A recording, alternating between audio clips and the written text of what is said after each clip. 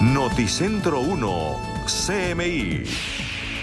Buenas noches, comienzan las noticias. Les anticipamos los 3 hechos más importantes del día en Colombia. El oficial del ejército que capturó a alias Otoniel relata cómo lo hizo. El oficial cuenta a Noticentro 1 CMI detalles de la captura y de las reacciones de Otoniel cuando fue detenido. Su narración en la emisión nacional a las 9 de la noche. El Ministerio de Educación autoriza aumentos en matrículas de colegios privados para el año entrante. El ministerio revela que ha sido aprobado un aumento del 4,4%. Detalles de esta noticia en nuestra emisión nacional de las 9 de la noche. Dramáticos datos sobre la situación económica de la población colombiana reveló el DANE. El director del organismo, Juan Daniel Oviedo, reveló que 4 de cada 10 hogares reporta que su situación está peor que la de hace un año. Ampliaremos esta noticia en nuestra emisión de las 9 de la noche. Las siguientes son las noticias más importantes del mundo hoy. La pandemia está lejos de terminar, anuncia Organización Mundial de la Salud. 5 millones de muertos en el mundo por la pandemia. Rusia, nuevo récord mundial de contagios y muertes. Vuelven confinamientos a China, incluyendo provincia donde nació el COVID. Países pobres sin vacunas. De todas las prometidas, solo llegan hasta ahora el 14%. Estados Unidos revela nuevas medidas anti-COVID para viajeros. Vacuna Moderna es segura para niños desde los 6 años. La Tierra sufre la peor contaminación de toda su historia, dice Naciones Unidas. Huracán golpea a México. Bukele se proclama emperador de El Salvador. Facebook bloquea a presidente Bolsonaro por afirmar que la vacuna produce SIDA. Polonia amenaza con su propio exit. Golpe de Estado en Sudán. Detenidos primer ministro y todos los ministros. Asistente de director que dio el arma cargada a Alec Baldwin tiene antecedentes similar en otra película. Director de la película relata paso a paso cómo ocurrió el mortal accidente. Habla el ministro de Defensa Diego Molano en Pregunta Yamil. Con Claudia Palacios y Margarita Ortega. La Organización Mundial de la Salud advirtió hoy a los líderes del planeta que la pandemia está lejos de terminar e hizo un llamado para que no caigan en la complacencia con el virus bajo la falsa expectativa de que el COVID-19 está pasando. The pandemic will end when the world chooses to end it. It is in our hands. We have all the tools we need. Effective public health tools and effective medical tools. Unlike so many other health challenges, we can prevent this disease, we can test for it, and we can treat it. Así lo aseguró el jefe de la Organización Mundial de la Salud durante la ceremonia inaugural de la Cumbre Mundial sobre la Salud que se realiza cada año en Berlín. Tedros también recalcó que no es hora de bajar la guardia. The pandemic is far from over. Complacency is now as dangerous as the virus. Now is the time to be on heightened alert, not to let down your guard. El director regional de la OMS para el Pacífico Occidental subrayó que el virus no desaparecerá y que el mundo tendrá que vivir con él. The virus will not disappear, and therefore we must shift our focus to what it means for the world, live with it. But this does not mean giving up on controlling the virus, but rather a focus on how we reduce the risk in the long term, as well as doing all what we can do to limit the emergence of new and more dangerous variants. La OMS se fijó como objetivo que el 40% de la población de cada país esté vacunada contra el coronavirus antes de finales de año y el 70% a mediados de 2022. Además, insistió en la necesidad de que aumenten las donaciones de dosis de vacunas contra la COVID-19 a los países más pobres donde los procesos de vacunación se retrasan por la ausencia de sistemas públicos de salud. Y es que el mundo superará esta semana los 5 millones de muertos por COVID-19. El coronavirus sigue cobrando más de 6.000 vidas cada día. El país con más fallecimientos es Estados Unidos, que supera los 700.000. El mundo continúa su lucha contra la pandemia del coronavirus, que sigue propagándose a pesar de las masivas campañas de vacunación. El repunte de casos en varias naciones alerta a las autoridades y hace que muchas comiencen a repensar la imposición de nuevas restricciones que fueron retiradas hace meses y que serían la única salida para rebajar la cantidad de afectados por el virus. Hasta hoy se han registrado casi 5 millones de muertes por coronavirus a nivel global y los contagios superan los 243,9 millones. En las últimas 24 horas se registraron 6.072 nuevas muertes y 394.025 contagios. El continente americano es el que más fallecidos le ha aportado a la cifra global, con 2,22 millones, y la mayoría se reportaron en Latinoamérica. Estados Unidos sigue siendo la nación del mundo con el mayor número de muertes, con 736.699. Le siguen Brasil con más de 605.000 decesos, India con 454.712, México tiene 286.346 y Rusia es el último con 227.506 fallecimientos. En cuanto a contagios mundiales, Estados Unidos también encabeza el listado, con más de 45,5 millones. Le siguen India con más de 34 millones y en el top 5 también entran Brasil, Reino Unido y Rusia. El virus en Latinoamérica continúa azotando.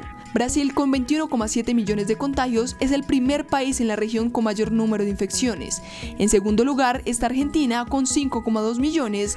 Colombia se encuentra de tercero al reportar 4,9 millones. En cuarto y quinto lugar están México y Perú. Pese a que las cifras en este último país siguen a la baja desde que se inició la campaña de vacunación contra el virus, el número de muertes confirmadas por coronavirus por millón de personas es mucho mayor que en Brasil o Estados Unidos y convierten a Perú como el país con el mayor número de muertes confirmadas por millón de personas. Hoy Rusia volvió a registrar un doble récord de muertes y contagios por COVID-19. Las autoridades de Rusia notificaron por primera vez cerca de 38.000 casos diarios de coronavirus en medio de un repunte durante las últimas semanas que ha llevado al país a cifras máximas de contagios y muertos. El organismo sanitario detalló que durante las últimas 24 horas se han confirmado 37.930 positivos y 1.067 fallecidos, cifra cercana al máximo histórico.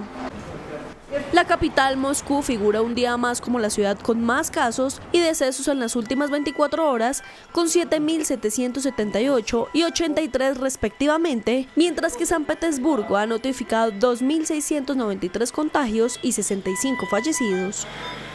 Hasta la fecha, cerca de un tercio de la población rusa cuenta con la pauta completa, mientras que varios sondeos muestran que más de la mitad de los rusos no planean vacunarse. Además, Rusia es el quinto país del mundo con más casos de COVID-19, por detrás de Estados Unidos, la India, Brasil y el Reino Unido. Las alarmas se dispararon en China por un agresivo rebrote de COVID. Varias provincias declararon confinamientos y otras restricciones, incluida la provincia de Hubei, donde nació el coronavirus. Las autoridades de China impusieron nuevos confinamientos para miles de habitantes de varias localidades del norte del país, incluida Beijing, la capital, tras la detección de nuevos casos de COVID-19. Entre las medidas tomadas está la orden de confinamiento para alrededor de 35.000 personas en Hejin, Mongolia Interior. En Beijing, las autoridades suspendieron de forma indefinida una maratón programada para el 31 de octubre, en la que participarían alrededor de 30.000 personas. Los habitantes de la capital del país también tendrán que limitar sus desplazamientos. Asimismo, las autoridades retomaron la realización masiva de pruebas de diagnóstico de COVID-19 en 11 provincias del norte de la nación. El país busca controlar los recientes brotes antes de los Juegos Olímpicos de Invierno, que albergará desde el próximo 4 de febrero, mientras persiste la preocupación por la variante Delta del virus. Y los países pobres, entre tanto, solo han recibido el 14% de las vacunas que les fueron prometidas por parte de las naciones más ricas del mundo. Un reciente estudio de People's Vaccine Alliance, una coalición de organizaciones que incluye a Oxfam, ActionAid y Amnistía Internacional, reportó que solo el 14% de las dosis de vacunas contra el COVID-19 prometidas por los países más desarrollados han sido entregadas a las naciones pobres de todo el planeta. En este contexto y cerca de un año después de que las vacunas empezaran a estar disponibles, únicamente el 1.3% de los ciudadanos de los países con carencias económicas están completamente inoculados. La coalición responsabiliza a las empresas farmacéuticas y al acaparamiento de vacunas por parte de las naciones más ricas de contribuir en la inequidad de inmunización. Estados Unidos reveló las reglas que deberán cumplir los viajeros para ingresar al país a partir del 8 de noviembre. Las autoridades norteamericanas publicaron la lista de vacunas que serán aceptadas y eximieron de la regla de vacunación completa a los menores de 18 años. El gobierno de Joe Biden anunció hoy las nuevas directrices que marcarán su apertura de fronteras aéreas a los viajeros vacunados contra el COVID-19 a partir del próximo 8 de noviembre. Como ya se había anticipado, las guías establecen criterios diferentes para extranjeros y estadounidenses. Los viajeros extranjeros que estén vacunados con la pauta completa y quieran volar a Estados Unidos tendrán que haberse sometido a un test en los 3 días anteriores al viaje y mostrar el resultado al embarcar junto a su prueba de vacunación. Los ciudadanos de Estados Unidos y residentes permanentes que no estén vacunados tendrán menos flexibilidad que los vacunados para hacerse esa prueba. Deberán presentar un resultado negativo de un test de COVID-19 que tendrá que haberse administrado un día antes del viaje. Los extranjeros que no sean residentes permanentes en Estados Unidos y no estén vacunados no podrán entrar al país. Solo hay algunas excepciones muy limitadas que incluyen a los niños menores de 18 años que en muchos casos todavía no han recibido la autorización para vacunarse, participantes de ensayos clínicos de vacunas anti-COVID y aquellos que necesitan viajar por razones de emergencia o humanitarias, siempre que lleven consigo una carta emitida por el gobierno de Estados Unidos que acredite esa necesidad. Estados Unidos además confirmó que las vacunas que se aceptarán son las de Pfizer-BioNTech, Moderna, Janssen, AstraZeneca, Sinopharm y Sinovac. La farmacéutica Moderna confirmó hoy que su vacuna es segura y efectiva para menores de edad a partir de los 6 años. Moderna anunció que su vacuna contra el COVID-19 generó una fuerte respuesta inmunitaria y fue generalmente bien tolerada en niños de 6 a 11 años, citando datos provisionales de un estudio. La farmacéutica dijo que los datos mostraron que 2 dosis de 50 microgramos de la vacuna, la mitad de la potencia de las dosis utilizadas en la vacuna administrada a los adultos, generaban anticuerpos neutralizadores del virus en los niños. La mayoría de los efectos secundarios fueron de gravedad leve o moderada, según la empresa. Los efectos adversos solicitados más comunes fueron fatiga, dolor de cabeza, fiebre y dolor en el lugar de la inyección. La ONU reveló hoy que los niveles de dióxido de carbono en la atmósfera alcanzan el nivel más alto de los últimos 3 millones de años, lo que aleja al mundo de los objetivos climáticos. La Organización Meteorológica Mundial alertó que la concentración en la atmósfera de dióxido de carbono, el principal gas de efecto invernadero, marcó un nuevo récord y se situó en 413 partes por millón en 2020, pese a la relativa reducción de nuevas emisiones que provocó la pandemia. A pocos días de que comience la cumbre del cambio climático de Glasgow, la OMM advirtió que los niveles de CO2 en la atmósfera son ya un 149% superiores a los de la era preindustrial y dada la larga duración de ese gas pueden contribuir a un aumento de las temperaturas durante décadas, incluso logrando emisiones netas cero. Aunque la pandemia de COVID-19 provocó un descenso temporal de las nuevas emisiones, no tuvo un impacto perceptible en las cantidades o el impacto de los gases de efecto invernadero que ya estaban en la atmósfera, según el informe. Por el contrario, ha continuado la tendencia gradual de aumento de los gases de efecto invernadero que se había registrado en la última década. Estados Unidos enfrentará una triple amenaza de eventos meteorológicos que afectará a más de 70 millones de personas en el sur y en el este de ese país. Una aluvión de amenazas meteorológicas por todo Estados Unidos está creando grandes peligros de costa a costa. Los expertos aseguran que esta semana se vivirá desde una bomba ciclónica hasta mal tiempo y los fenómenos conocidos como nor'easters. Fuertes tormentas a lo largo de la costa este del país sorprendieron a los habitantes de estados como California, que tuvieron que lidiar con inundaciones repentinas en la región que ya estaban marcadas por devastadores incendios forestales. El llamado ciclón bomba de lluvia y viento creó deslizamientos de tierra y derribó líneas eléctricas. Las amenazas asociadas a este río atmosférico no se detienen ahí. Se pronostican varios metros de nieve en la cordillera de Sierra Nevada, lo que creará condiciones de conducción casi imposibles.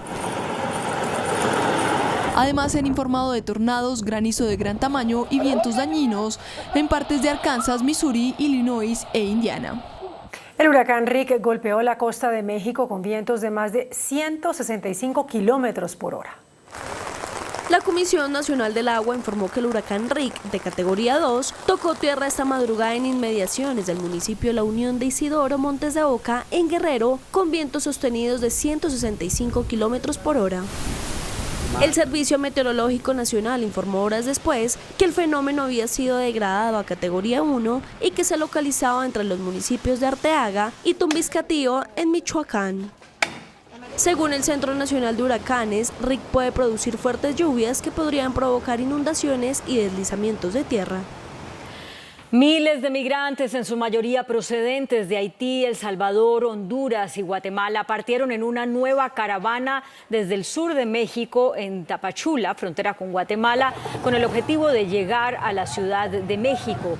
Son unas 3.000 personas, incluidas familias con niños y niñas pequeñas, que han marchado desde Tapachula para solicitar asilo y estatus de refugiados. Oficiales antidisturbios intentaron contener a la multitud, pero el grupo de migrantes se empujó a los oficiales y superó el bloqueo para dirigirse hacia el norte. Una nueva polémica estalló en El Salvador luego de que el presidente Nayib Bukele se declaró en su cuenta oficial de Twitter como el emperador de ese país. En junio de 2019, Nayib Bukele asumió como presidente de El Salvador, prometiendo ser la renovación que buscaba el país luego de 3 décadas de gobiernos bipartidistas que se repartieron el poder desde 1989.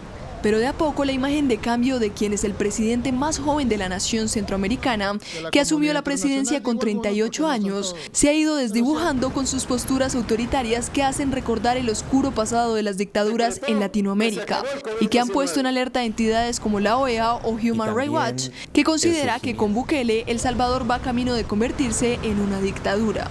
Durante varias horas, este montaje de la cara de Bukele vestido como emperador fue la foto de perfil de su cuenta oficial de Twitter y estuvo acompañada por el cambio de descripción de su red social en la que se denomina el emperador de El Salvador y que mantiene aún aunque cambió la imagen.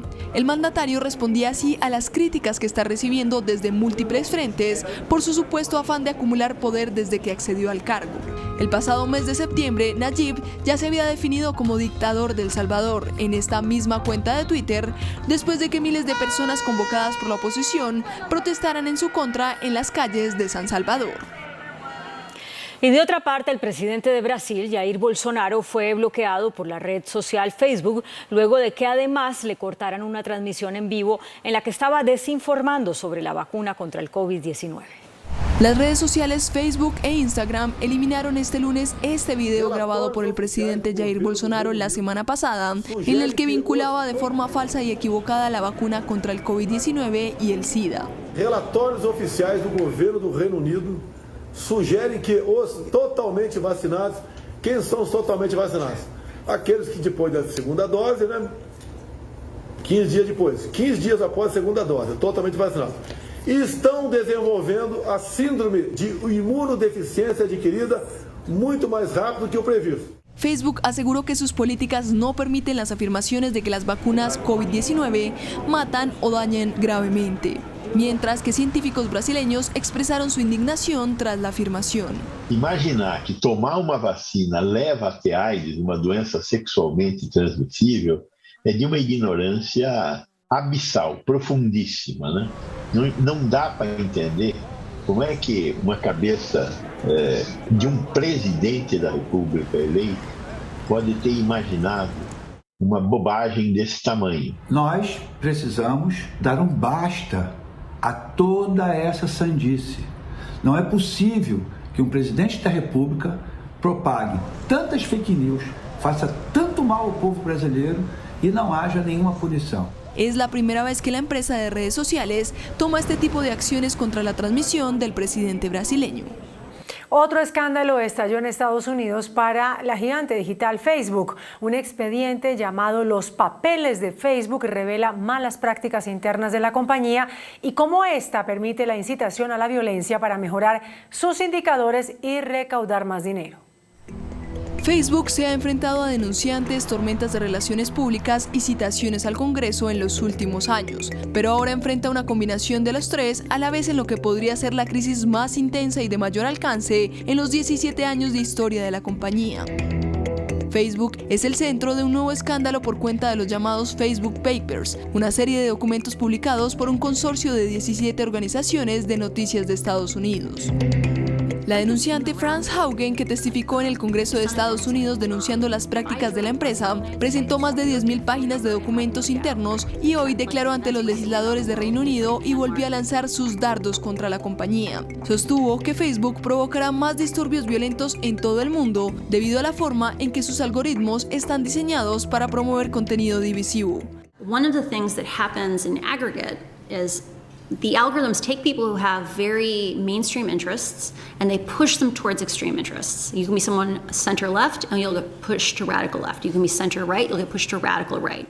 También se conoció, según las denuncias, que los empleados de Facebook dieron la voz de alarma en repetidas ocasiones por la incapacidad de la compañía para frenar la difusión de mensajes que incitan a la violencia en países de riesgo, como Etiopía, donde la guerra civil ha hecho estragos durante el último año. El asistente de dirección que le entregó el arma cargada al actor Alec Baldwin había sido despedido de otra película en 2019 por un hecho similar. Él es Dave Halls, el hombre en el que están puestos los ojos en el desarrollo de la investigación de la tragedia que golpeó el set de la película Roast, cuando la directora de fotografía Halyna Hutchins recibió un disparo accidental con una pistola de utilería que terminó con su vida. Según un informe de CNN, el asistente de dirección de la producción que protagonizaría a Alec Baldwin fue objeto de quejas sobre seguridad y su comportamiento en el set durante otras grabaciones en 2019. Las denuncias en contra del hombre incluyen incumplimiento de los protocolos de seguridad para el uso de armas y pirotecnia, bloqueo de vías y salidas de incendios, además de comportamiento sexual inapropiado en el lugar de trabajo. Halls fue identificado en documentos judiciales como el asistente de dirección que entregó al actor Baldwin un arma de fuego de utilería que al ser disparada causó la trágica muerte de Hutchins. Maggie Gull, experta en utilería y pirotecnia que trabajó junto a Halls en Into the Dark, afirma que fue testigo de que él no realizaba las reuniones de seguridad obligatorias, violando las normas de protocolo y que tuvo innumerables llamados de atención. This could very well end my career, but we have to speak up. Dave fue despedido del set de Freedom's Path hace 13 años después de que un integrante del equipo sufrió una herida menor cuando un arma de forma inesperada se disparó. Muchos se preguntan, ¿cómo continúa trabajando en Hollywood sin restricción? Y es que luego de esta tragedia ocurrida durante el rodaje de una película en Nuevo México en la que tras accionar un arma de la producción el actor Alec Baldwin mató a la directora de fotografía Halyna Hutchins, el director del filme, quien también resultó herido, contó hoy cómo ocurrió el fatal accidente. Luego de recibir un impacto de bala en su hombro y estar en proceso de recuperación, el director de la película Rust, Joel Suaza, habló con los investigadores de la tragedia que se vivió en el set de su producción, dando detalles sobre las circunstancias en las que ocurrió el disparo del actor Alec Baldwin. En una declaración jurada, el cineasta contó que Baldwin practicaba cómo sacar el arma para su escena, puntualizando que estaba sentado en una banca en los alrededores de un edificio de una iglesia y probaba cómo desenfundar de forma cruzada. Según Suaza, él miraba por encima del hombro de la directora cuando se dio la detonación, afirmando que sonó como un látigo y luego un fuerte estallido. Enseguida, la directora de fotografía se quejó por el dolor en su estómago agarrándose la cintura. Posteriormente, dejó de sentir sus piernas. Joel cuenta entre líneas que escuchó a una persona encargada de armería gritar "arma fría", dándole la bala a Alec Baldwin de usarla, pues este término indica pistola vacía. Adicional, revelan que ya tenían problemas con las armas de fuego. El doble de acción de Baldwin disparó de manera accidental 2 rondas después de ser notificado que el arma ya estaba descargada. indican que las armas en el set de la película eran revisadas por ella, la armera Hannah Gutiérrez Reed. Mientras todo esto ocurre, en Hollywood le rinden homenaje a la fallecida Halina. El actor de 63 años se encuentra con el esposo y el hijo de la víctima. Las últimas horas han sido de gran actividad sísmica en la isla La Palma, donde está ubicado el volcán Cumbre Vieja. En las últimas horas hubo 79 terremotos, el de mayor magnitud de 4,1 grados. Las autoridades no descartan que estos continúen en los próximos días y que incluso aumenten de intensidad, como que puedan llegar a 6 grados. La lava del volcán ha cubierto 14 hectáreas durante 12 horas, lo que eleva la superficie total arrasada por las diferentes coladas a 891,9 hectáreas. Y el volcán de la isla de Sicilia, el monte Etna, volvió a entrar en erupción. La columna de humo se alza aproximadamente 10 kilómetros. Este volcán es el más alto y activo de Europa y sus erupciones son frecuentes, aunque no suele causar daños ni pone en riesgo a la población local. Lo que sí provoca son estampas eruptivas varias veces al año, arrojando lava y ceniza sobre la isla mediterránea de Sicilia. El gobierno de Sudán en el nororiente de África fue derrocado por el ejército. El primer ministro y varios dirigentes políticos fueron apresados y fue declarado el estado de emergencia. Tras varias semanas de tensiones entre militares y civiles, denuncian un aparente nuevo golpe de estado en Sudán. El Ministerio de Información de ese país señaló que el primer ministro Abdallah Hamdok y varios dirigentes de partidos políticos fueron detenidos por el ejército. Posteriormente, el líder del Consejo Soberano del país, el teniente general Abdel Fattah Burhan, anunció la disolución del gobierno y declaró el estado de emergencia. ونتخذ الخطوات التي تحفظ مسار ثورة ديسمبر المجيدة حتى بلوغ أهدافها النهائية في الوصول لدولة مدنية كاملة عبر انتخابات حرة ونزيهة. عليه ولتصحيح مسار الثورة تقرر الآتي: أولاً إعلان حالة الطوارئ في جميع أنحاء البلاد. Según el Comité Central de Médicos Sudaneses, a través de sus redes sociales, informaron que al menos 3 personas murieron tras recibir disparos de las fuerzas militares y alrededor de unas 80 personas resultaron heridas durante las protestas. Por su parte, el secretario general de la ONU, Antonio Guterres, pidió la liberación inmediata del primer ministro de Sudán y de todos los demás funcionarios. Condeno el golpe militar en curso en Sudán. El primer ministro Hamdok y todos los demás funcionarios deben ser liberados de inmediato. Debe haber pleno respeto por la Carta Constitucional para proteger la transición política ganada con tanto esfuerzo. La ONU continuará apoyando al pueblo de Sudán. La Unión Europea también se pronunció y manifestó que la violencia y el derramamiento de sangre deben evitarse a toda costa. The EU is very concerned about Sudan's military forces reportedly putting Prime Minister Hamdok under house arrest, and as well as detaining other members of the civilian leadership, and we urge for their fast release. We have seen also the reports of cuts of telephone and internet in Sudan. We urgently call for unrestricted means of communication to reach those in need. Violence and bloodshed must be avoided at all costs. El servicio de internet fue cortado en todo el país, mientras manifestantes se aglomeraron en las calles y quemaron llantas para protestar por los arrestos.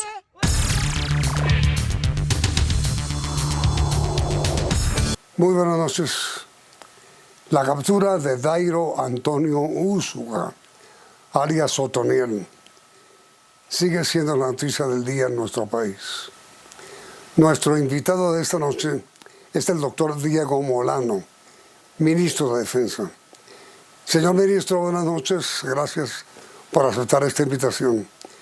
¿Cuáles son los detalles finales que usted tiene sobre la captura de este hombre?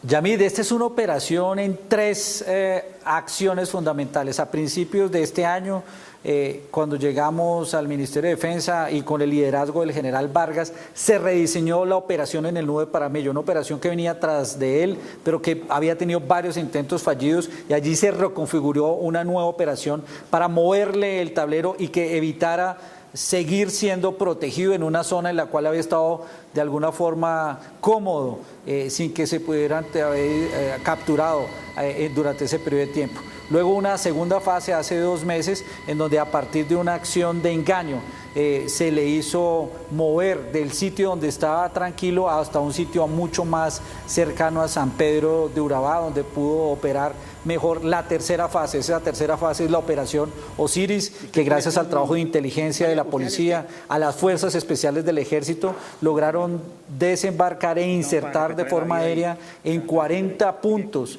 a las fuerzas especiales con la policía, logrando así romper los 8 anillos de seguridad y localizarlo en un punto específico donde solo tenía la protección de 3 de su equipo de seguridad, 2 de ellos que huyeron, y luego cuando en ese proceso de huida se encontraron a las fuerzas especiales, fue capturado por nuestro Ejército Nacional y el proceso de judicialización inició de inmediato con la policía. Ahora, señor ministro, ¿cómo se logró por parte de la policía y de la fuerza pública en general lograr romper los 8 círculos que tenía para su protección? En primer lugar fue esta operación de engaño, sacándolo del Nube Paramello. Es que en el Nube Paramello usted sabe que es una zona muy escarpada, donde hay pocas telecomunicaciones, donde no utilizaba computador, donde no utilizaba llamadas de celulares. De hecho, utilizaba algunos perros que cada vez que había una incursión al aullar o al ladrar, hicieron que las operaciones fueran fallidas. Al lograr moverlo de ese sitio hasta un sitio donde se sintiera más seguro, pensando él que las operaciones se desarrollaban o en el Nudo de Paramillo y en otra zona, sus anillos de seguridad se relajaron. En segundo término, al ya tenerlos totalmente identificados, se hace una incursión de contundencia, de copamiento en esa zona. Al llegar los 500 miembros de las fuerzas especiales con la policía, pues ya tuvieron más acceso a información, acceso a fuentes humanas y también seguimiento desde el punto de vista técnico y satelital con su ubicación. Cuando entra esta excursión, lo que sucede es que hay un helicóptero de la Fuerza Aérea haciendo seguimiento y por supuesto se evidencia cómo comienza él a correr con estos 2 protectores que tenía ahí de su guardia. Inmediatamente se hace una incursión en ese sitio con la Fuerza Especial y al día siguiente ya logran romper el último cerco que tenía, se desarrolla el operativo y cuando él va a enfrentar a ese grupo, 2 de sus guardias salen a la huida, él levanta las manos, se quita la camiseta y en ese momento es capturado por nuestro Ejército Nacional. Pero, señor ministro, en el momento en que él pensó que era inminente su captura, ¿él ofreció algún tipo de resistencia? Es que esta fue una operación de sorpresa, una operación que precisamente evitaba cualquier tipo de infiltración o de información. Él no tenía ni idea que el operativo iba a llegar a este sitio. Cuando él cae directamente en esa intervención que hace con ese despliegue aéreo para llegar allí, comienza su vida con 2 personas, inmediatamente se le hace el cerco, él le enfrenta a un grupo. Ayer vimos a un teniente, un sargento y un grupo de los de fuerzas especiales. Inmediatamente que hay allí, tratan los protectores de hacer algún tipo de confrontación, luego salen a la huida y cuando ya ve que va a ser capturado, levanta sus manos, se quita la camiseta y señala: soy Otoniel. Y después ya comentó que les había dicho a ellos: perdí, me ganaron. La original. Pero, señor ministro, de acuerdo con el presidente de la República, hubo delación, porque el presidente anunció que se va a pagar la recompensa, al igual que las autoridades norteamericanas. Entonces mi pregunta es, ¿fue delatado? La recompensa será entregada y definitivamente miembros de la estructura entregaron información que permitió dar con su ubicación y planear esta operación de modo que tuviera toda la contundencia y se pudiera hacer la coordinación que requería para poder capturarlo finalmente. Ministro, ¿y ustedes tienen alguna información de inteligencia sobre quién podría ser el sucesor en el Clan del Golfo de alias Otoniel? Yamit, la operación Osiris con la captura de alias Otoniel es el fin del Clan del Golfo. Y esta operación que venimos desarrollando a lo largo de estos años y que reforzamos y redireccionamos en este último año, no solo tenía el objetivo de capturar a alias Otoniel, sino también de capturar y golpear a sus estructuras intermedias. Recuerde cómo fue neutralizado a principios de este año alias Marihuano, cómo en los últimos meses se capturó a su hermana, se capturó a su jefe de finanzas, como por ejemplo aquellos que lavaban dinero, como este narcotraficante que fue capturado en Medellín con Ferraris, con motos, con todo tipo de lujos, también fue capturado. También esta campaña golpeaba sus estructuras y aquí inicia, seguramente quedará algunos reductos. A esos reductos, como están encabezados por alias Siopas o alias Chiquito Malo, les decimos o se someten a la justicia o también serán capturados por nuestra fuerza pública. Si se someten a la justicia, quienes persistan con la delincuencia en el Clan del Golfo, si se someten, ¿qué tipo de beneficios van a recibir, señor ministro? Yamid, el presidente Duque con el antiguo alto comisionado para la paz impulsaron una política de sometimiento que hoy permite ya que 260 exintegrantes de algunos de los grupos armados organizados tengan una serie de beneficios por suministrar información, por supuesto entregar las armas, entregar los bienes. Ese es un ejercicio que permite también a ellos pasar a la legalidad. Hay muchos que ya no resisten el operativo permanente y persistente de nuestra fuerza pública y esos beneficios, por supuesto, si cumplen con todos ellos, les serán otorgados dentro de los procedimientos establecidos. Ahora, señor ministro, el presidente Duque ha declarado que este golpe, la captura de Otoniel y obviamente el fin virtual del Clan del Golfo es el golpe más tenaz, más duro, dice el presidente, que se ha dado contra el tráfico y los traficantes de drogas en el último siglo, en este siglo. ¿Cuál es su opinión sobre eso, ministro? ¿Y qué significa esa afirmación del presidente? Alias Otoniel, cabeza criminal del Clan del Golfo, es el narcotraficante más importante de este siglo en Colombia. De los 500 toneladas de cocaína que fueron incautados el año pasado, casi el 30% pertenecían a actividades de narcotráfico del Clan del Golfo. Esas cifras de incautación y producción no las tenía ni siquiera Pablo Escobar. El Clan del Golfo se ha convertido en el principal perpetrador de actividades de minería ilegal y rentas criminales en el Bajo Cauca, en el sur de Córdoba. Tenía planes de expansión a Chocó, a Casanare, al Catatumbo y utilizaba sus estructuras criminales para extorsionar en la costa caribe colombiana. Por eso este es un golpe contundente contra el fenómeno criminal y de narcotráfico más grande que enfrentaba Colombia en esta primera parte del siglo XXI. Y señor ministro, también fue dado de baja en esta operación alias El Indio. ¿Quién era él? Alias El Indio era uno de los segundos cabecillas de la estructura de protección de alias Otoniel. Desafortunadamente, en toda esta operación perdimos a uno de nuestros intendentes, al intendente Blanco, a quien rendimos un tributo, pero también en el desarrollo de este mismo operativo fue neutralizado alias El Indio, una de las estructuras, y seguimos adelante. Este mismo año han sido neutralizados más de 10 de las estructuras del Clan del Golfo y por ello pues esta operación contra esos reductos que queden del Clan del Golfo continuará. ¿En dónde va a permanecer Otoniel, señor ministro, mientras la Corte autoriza su extradición? En este momento está en una instalación policial que tiene la máxima seguridad con la protección de la policía y también de nuestro Ejército Nacional. Mi pregunta final, señor ministro, agradeciendo su gentileza. ¿Hay alguna forma en que el gobierno le pida a la Corte que acelere la aprobación de la extradición de alias Otoniel? Está el ministro de Justicia y en coordinación con la autonomía e independencia que tiene la Fiscalía, desarrollando de la forma más expedita los procedimientos de extradición que corresponden.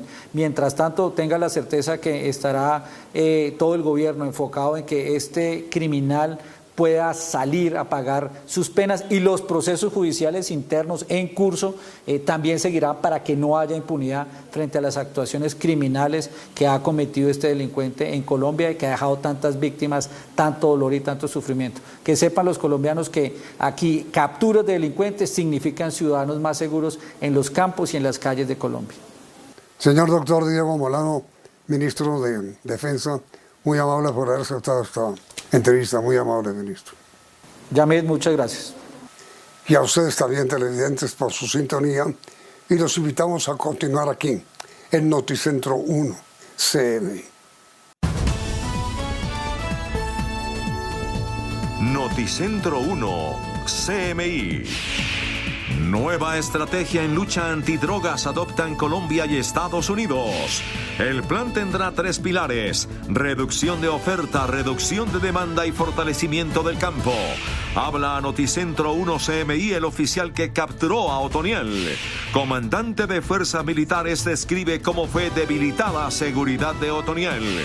Director de la policía confirma pago de recompensas y anuncia beneficios por nuevas denuncias. Extinción de dominio a casa de María Eugenia Rojas ordena la Fiscalía. Corte Suprema ordena extinción de dominio de apartamento de senador Benedetti. Matrículas solo pueden subir 4.4% en colegios privados, ordena Mineducación. Siniestros viales aumentan 46% con más de 5.000 víctimas. Aumentan robos a entidades financieras. Regresan los cepos a Bogotá para controlar vehículos mal parqueados. Mortandad de peces en Ciénaga, en el sur de Bolívar. Gobierno advierte que cerrará establecimientos que violen normas de bioseguridad en días sin IVA. Situación económica empeoró este año para 4 de cada 10 hogares, revela el DANE. Con Claudia Palacios y Margarita Ortega. Iniciamos nuestra segunda hora de noticias. Estados Unidos anunció hoy una nueva estrategia de lucha contra las drogas en Colombia, que tendrá como pilares la reducción de la producción, el desarrollo de zonas rurales y la protección del medio ambiente. La Oficina de Política Nacional para el Control de Drogas de la Casa Blanca presentó hoy a través de un comunicado los detalles de una nueva iniciativa contra las drogas en Colombia, producto de un grupo de trabajo binacional para luchar contra los estupefacientes. Según el organismo, esta renovada estrategia se basará en 3 pilares fundamentales. El primero será la reducción de la oferta de las drogas. Este esfuerzo renovado vincula la erradicación, la destrucción de laboratorios, la interdicción, la reducción de la demanda de drogas, los esfuerzos contra el lavado de dinero y el enjuiciamiento de narcotraficantes como un solo plan de batalla y no como estrategias independientes. El segundo punto fundamental será seguridad y desarrollo rural. Esta estrategia incluye consolidar y sostener el progreso en el campo colombiano a través de la implementación integral del acuerdo de paz firmado en 2016 con las extintas FARC y una sólida inversión en desarrollo rural. Además, exige fortalecer los mecanismos de protección a los líderes comunitarios, reducir la dependencia de la coca de los territorios, ampliar la formalización de los títulos de las tierras y cambiar la forma en la que Estados Unidos y Colombia miden la progresión de esta lucha.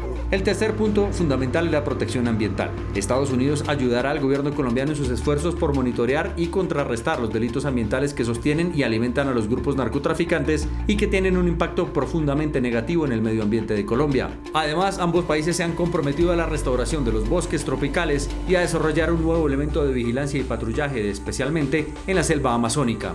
Sin embargo, el comunicado de la Casa Blanca no menciona la polémica medida de retomar la fumigación con glifosato. Uno de los oficiales del ejército que capturó a alias Otoniel mientras intentaba escapar de la operación en su contra en la región de Urabá narró a Noticentro 1 CMI detalles desconocidos hasta el momento de la acción y describió la reacción del capo del narcotráfico al ser detenido. ¿Cómo le dicen? Alias Otoniel, buscado durante 2 décadas por narcotráfico, crímenes contra la población y atentados contra la fuerza pública, se escondía en esta casa. Logró huir durante casi 24 horas después del aterrizaje de los helicópteros en los que llegaron a capturarlo. Finalmente fue sorprendido por una patrulla que comandaba el oficial que habló con CMI. Se nos ordena cubrir unos puntos de control, registrarlos. Para ello, el punto de control 8, era donde se encontró Otoniel. Así describió la reacción de Otoniel al ser capturado. Cuando él ya se vio, nos vio fue sobre él, ya nos vio sobre él y lo único que tenía era miedo, estaba muy nervioso, se veía alterado, también cansado.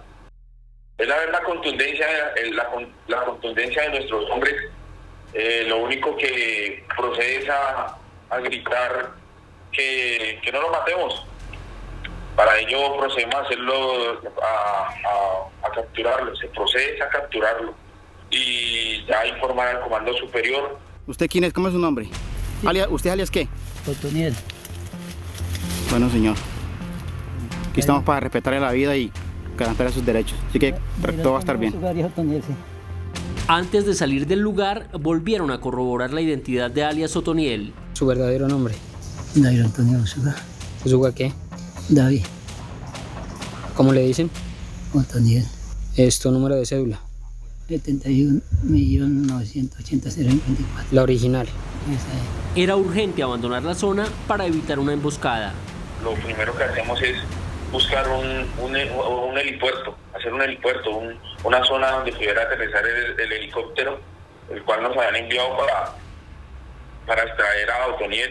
Teníamos en menos de 10 minutos más de 5 aeronaves sobre nosotros, brindándonos ese apoyo. El oficial permanece en la zona de Urabá en una nueva fase de esta operación contra el narcotráfico. El comandante de las fuerzas militares, general Luis Fernando Navarro, describió la forma como fue debilitada la seguridad de alias Otoniel para lograr su captura. Desde el inicio de 2021, las fuerzas militares y la policía dieron un nuevo impulso a la operación contra el jefe del Clan del Golfo. Poco a poco se van rompiendo los anillos de seguridad, vamos entendiendo mejor la logística criminal, las redes de apoyo, cuáles eran las rutas por donde se movía este bandido, desde dónde generaba sus comunicaciones. El pasado viernes en la madrugada lanzaron el golpe definitivo desde varias bases militares alejadas de Urabá. Se cae literalmente, se asalta sobre unas chozas donde estaba este bandido oculto con unos 6 bandidos más.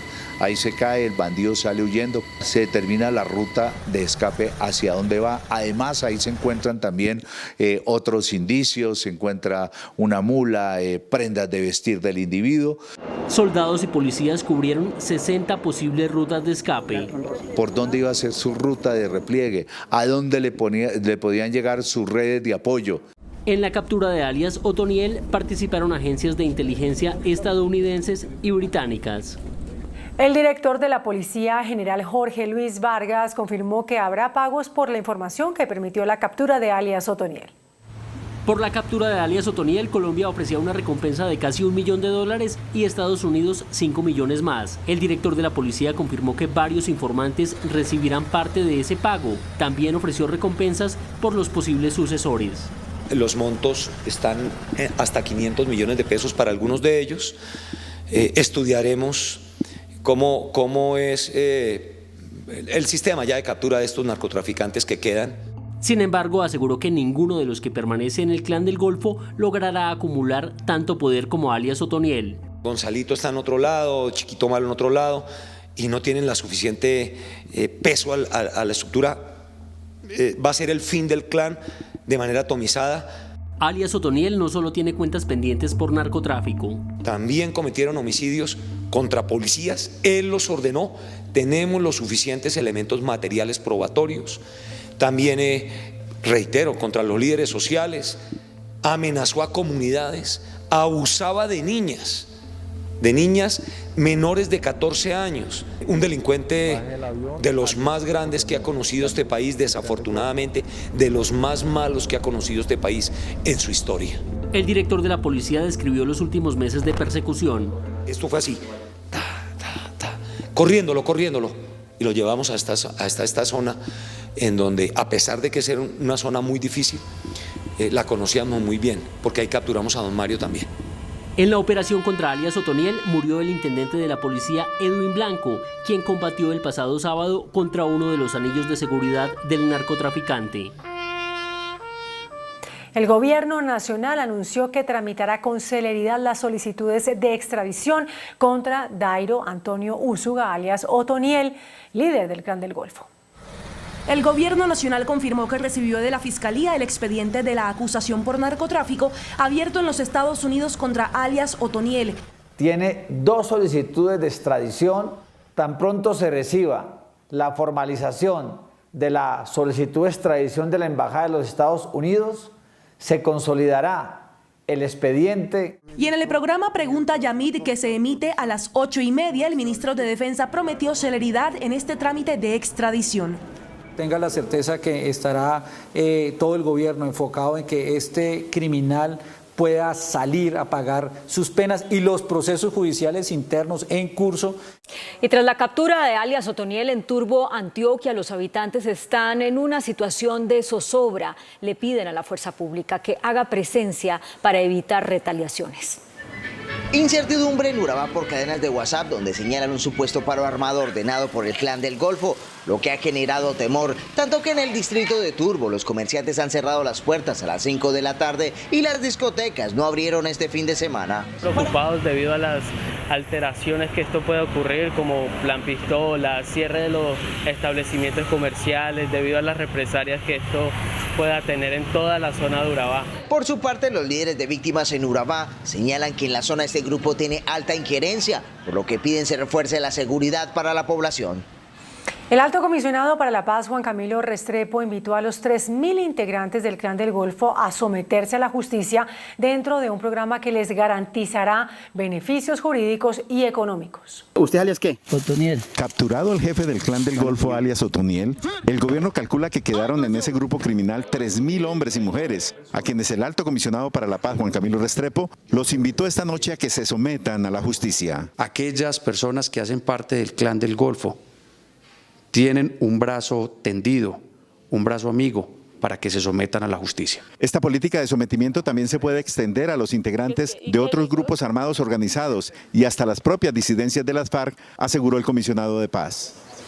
La Fiscalía ocupó con fines de extinción de dominio la emblemática casa de María Eugenia Rojas de Moreno, madre del exalcalde de Bogotá, Samuel Moreno, actualmente procesado por el escándalo de Odebrecht. La emblemática casona del barrio Teusaquillo, heredada por el general Gustavo Rojas Pinilla a su hija María Eugenia Rojas de Moreno, madre del exalcalde de Bogotá Samuel Moreno Rojas, ahora está en manos de las autoridades. La Fiscalía llegó hasta la vivienda, epicentro de históricos acontecimientos de la política colombiana, como el nacimiento de la Alianza Nacional Popular ANAPO, y la ocupó con fines de extinción de dominio. La razón, según testigos, en esta vivienda se orquestó el plan y se pagaron las coimas del capítulo Tunjuelo Canoas del caso de corrupción Odebrecht, por el que hoy son procesados el exalcalde y su hermano, el exsenador Iván Moreno Rojas. Esta casa está valorada en más de 300 millones de pesos y fue declarada como bien inmueble de interés cultural. Y la Fiscalía ocupó un apartamento del senador Armando Benedetti y otros 7 inmuebles a nombre de terceros dentro de una investigación que se adelanta por presunto enriquecimiento ilícito. La Fiscalía ocupó con fines de extinción de dominio un apartamento ubicado en Altos del Retiro, en el norte de Bogotá, de propiedad del senador Armando Benedetti y que, según la Fiscalía, haría parte de los bienes que se presume son producto de un presunto incremento patrimonial injustificado del senador.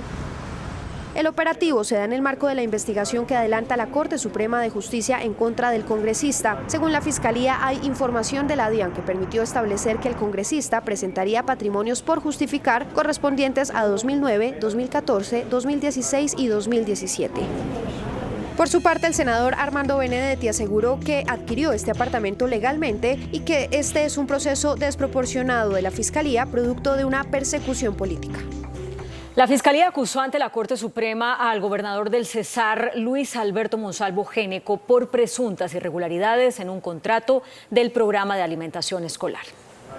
Ante la sala de primera instancia de la Corte Suprema fue acusado hoy Luis Alberto Monsalvo Neco, gobernador del Cesar, por una coalición de los partidos U, Cambio Radical y Liberal, por presuntos actos de corrupción de su primer periodo como gobernador entre 2012 y 2015. Lo acusaron por contratos sin cumplimiento de requisitos legales y peculado por un contrato para la alimentación escolar suscrito con el consorcio Alimentación Escolar a Salvo por más de 17.000 millones de pesos. Era el llamado en principio a liquidar ese contrato, pero el hecho de que haya delegado todo esto no le exime responsabilidad.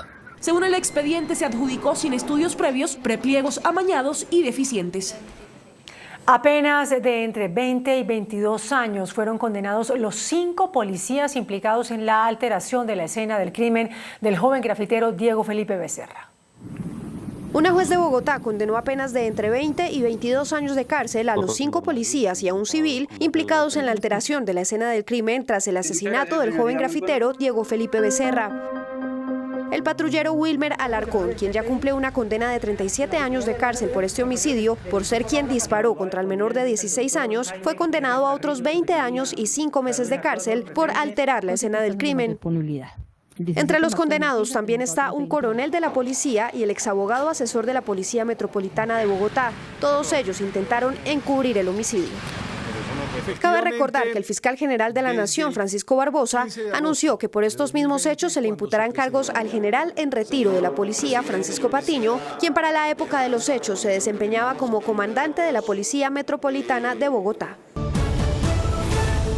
El Ministerio de Educación fijó los parámetros para el reajuste de matrículas y pensiones para colegios privados el próximo año. El alza será del 4.4%. El Ministerio de Educación expidió esta resolución por la cual se establecen los parámetros para la fijación de tarifas de matrícula, pensiones y cobros periódicos en los colegios privados. El artículo 5 de la resolución establece que el incremento en el caso de las matrículas no podrá superar el 4,4% respecto a la tarifa autorizada el año anterior. Esta cifra equivale a la inflación reportada hasta agosto de este año. Teniendo en cuenta variables como la situación económica, la mejora de la calidad, las inversiones en bioseguridad que deben continuar realizando los colegios privados. Se calcula que en los colegios privados estudian alrededor de 1.700.000 niños y jóvenes en el país. El fiscal de la Corte Penal Internacional, Karim Khan, inició una visita a Colombia para continuar con el examen preliminar sobre presuntos crímenes de lesa humanidad cometidos durante el conflicto armado. El fiscal de la Corte Penal Internacional, Karim Khan, visita Colombia por primera vez desde que se posesionó en junio pasado para continuar con el examen preliminar del caso por presuntos crímenes de guerra y de lesa humanidad cometidos en Colombia durante el conflicto armado. La visita se llevará a cabo hasta el próximo viernes 29 de octubre. La primera reunión que sostendrá el fiscal Khan será en la mañana de este martes con el presidente de la República, Iván Duque, en la Casa de Nariño. Posteriormente, en la tarde, se reunirá privadamente con los magistrados de la Jurisdicción Especial para la Paz. Luego se reunirá con los presidentes de la Corte Suprema de Justicia y de la Corte Constitucional. El miércoles en la mañana, el fiscal de la CPI se reunirá con miembros de la sociedad civil. En el transcurso de la semana también sostendrá reuniones con el fiscal general de la Nación, la procuradora, el defensor del pueblo y la misión de verificación de las Naciones Unidas. Los siniestros viales van en aumento. Este año dejan más de 500 víctimas fatales.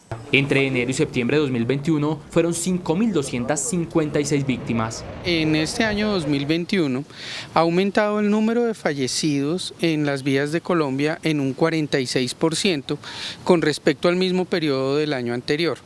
Preocupa que el actor vial que más ha muerto este año es el usuario de motocicleta. Son 3.128 víctimas. En segundo lugar aparece el peatón con 1.147 fallecidos y el usuario de vehículo con 576. Ha aumentado muchísimo la actividad de motociclistas y desafortunadamente también las fatalidades. Por sexo, los hombres son los que más mueren en las vías, 4.390 víctimas frente a 864 mujeres. Las entidades financieras están en la alerta por la alta incidencia de robos a esos establecimientos. Este año han sido reportados 66. Máxima alerta en Medellín, Bogotá y Cali por el aumento en los robos a entidades financieras. Cifras conocidas por Noticentro 1 CMI revelan que este año han sido blanco de los delincuentes 66 bancos frente a 60 del año pasado. Justamente en las últimas horas fue desarticulada una banda delincuencial dedicada a este delito y a robar usuarios de cajeros automáticos. Vendría delinquiendo hace aproximadamente 4 años en el sector de Kennedy y Barrios Unidos principalmente. Fueron 11 meses de investigaciones que permitieron desarticular esta red conformada por 3 ciudadanos venezolanos y un colombiano. Regresan los cepos a Bogotá para controlar los vehículos mal parqueados.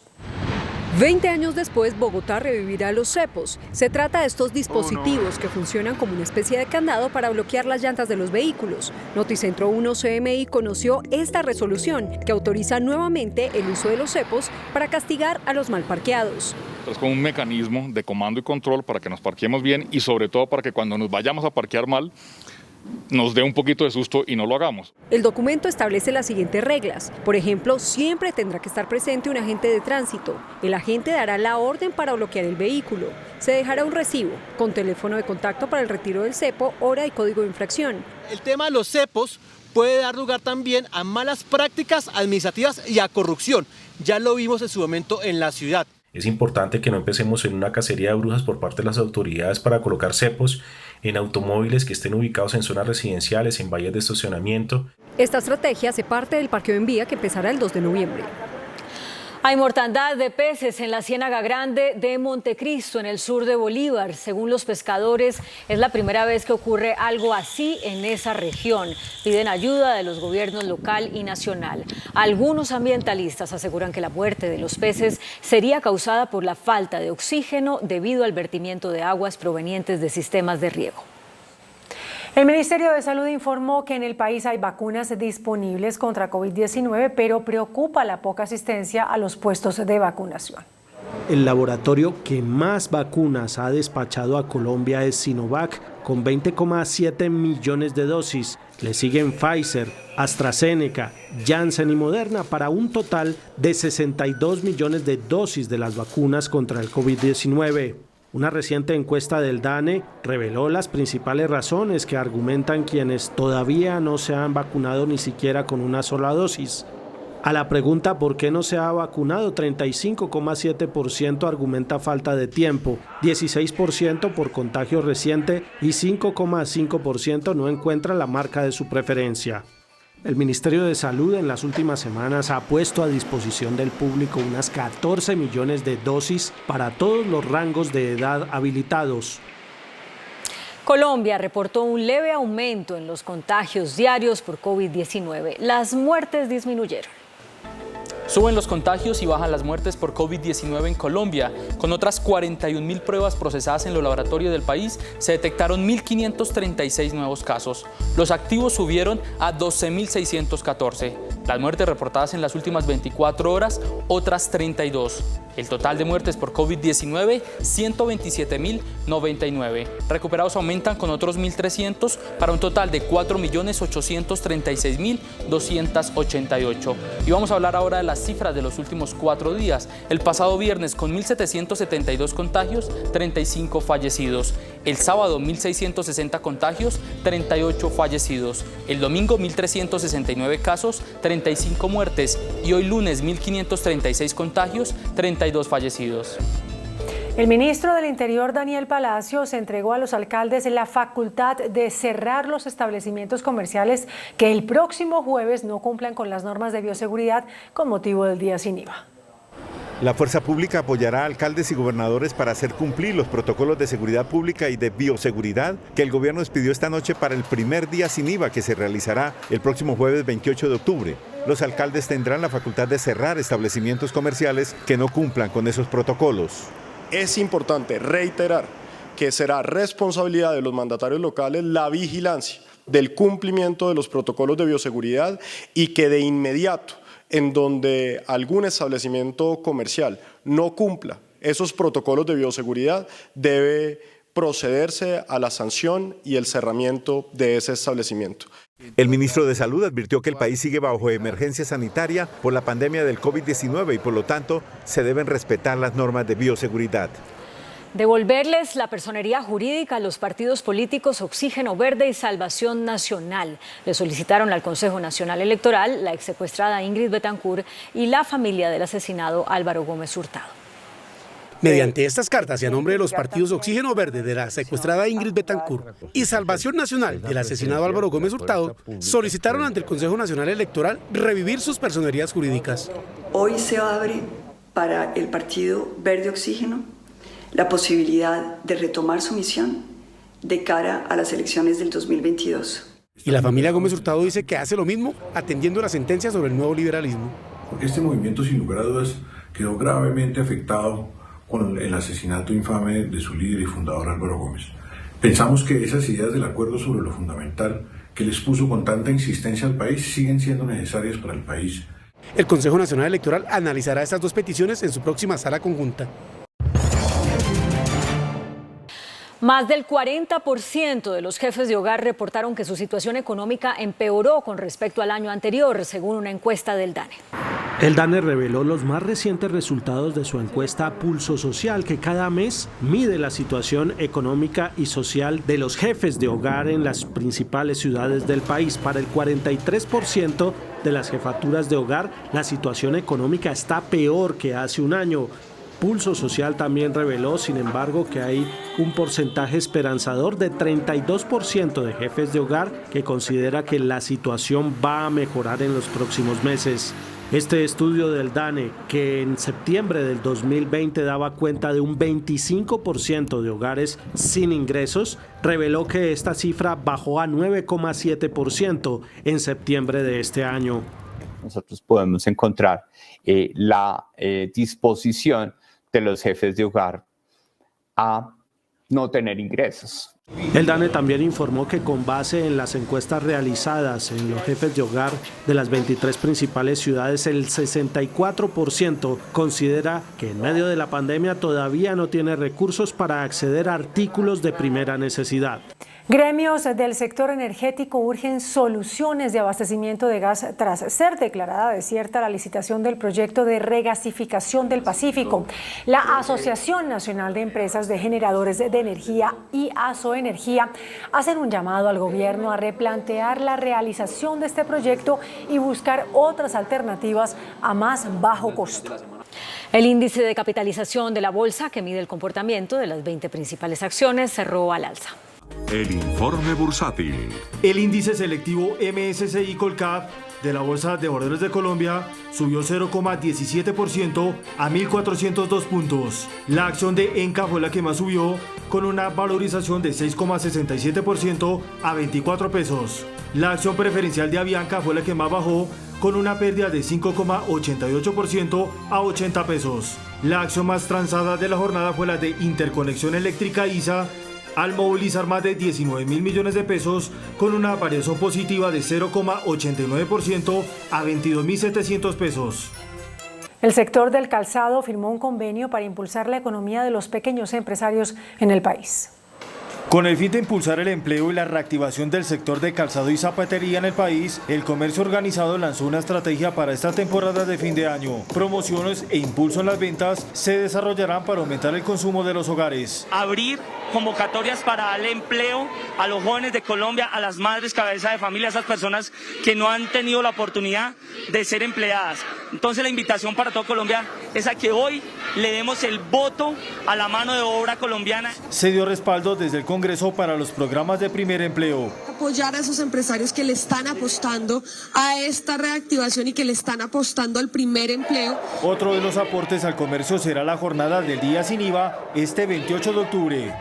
El dólar cerró a la baja. Indicadores económicos en Noticentro 1 CMI. La tasa representativa del mercado que regirá para mañana martes será de 3.769 pesos con 98 centavos. Los profesionales del cambio compran la divisa en promedio entre 1.740 pesos y la venden entre 1.780 pesos. Un euro cuesta 4.372 pesos con 50 centavos. La libra de café en Nueva York se cotizó a $2 con 2 centavos. El azúcar se transó en 19,38 centavos de dólar la libra.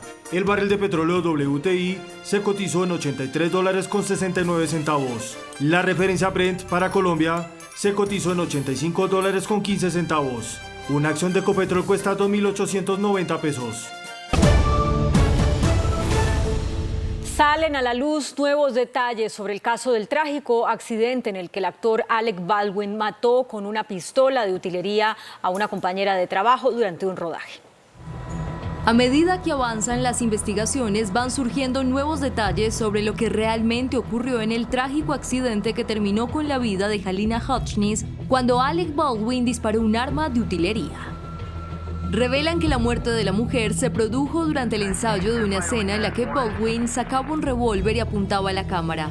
Según las declaraciones juradas del director Joel Souza y del operador de cámara Ray Russell, Baldwin recibió un arma de utilería y se le dijo que estaba descargada, puntualizando que el actor ensayaba en una banca de una iglesia cómo desenfundar el arma de forma cruzada.